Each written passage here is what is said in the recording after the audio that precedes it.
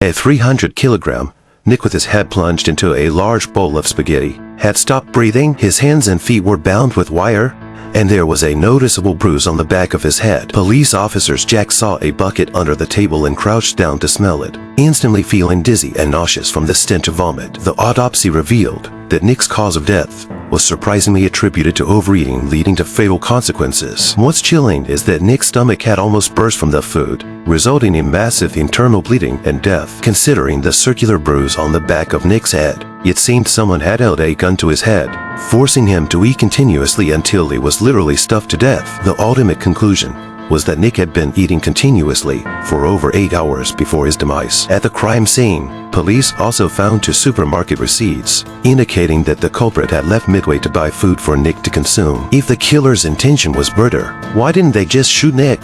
Why torture him like this?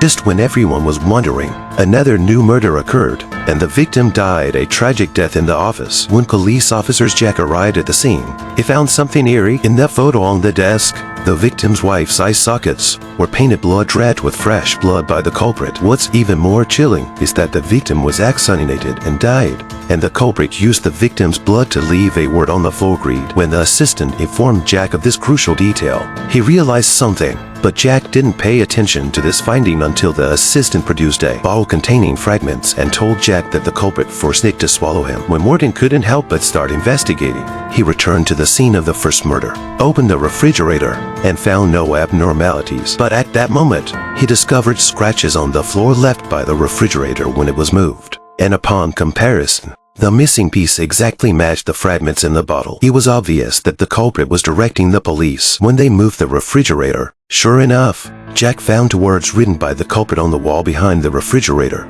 gluttony. In addition, the culprit also left a note. Jack judged from experience that the 7 deadly sins were the culprit's deadly blueprint. Judging from the victim's death scene, his body was bound, but his right hand was released, holding a butcher's knife, and there was a scale next to it, with a fresh piece of human flesh on top, apparently forced by the culprit to cut from himself. Jack carefully observed the photos of the crime scene, and found that a painting in the victim's office was deliberately hung upside down, and taking down the painting revealed several fingerprints on the wall. Following that, another murder occurred. A model was brutally killed in bed, and the perpetrator used the victim's blood to write words on the wall above the bed: arrogance. The killer first cut off the model's nose, then cruelly sliced away the features she took pride in, before wrapping her in bandages. The victim's left hand tightly gripped suicide pills, while her right hand held a phone for help. Obviously, the killer left the choice to the woman: either call for help and live, thus revealing the disfigured truth to everyone,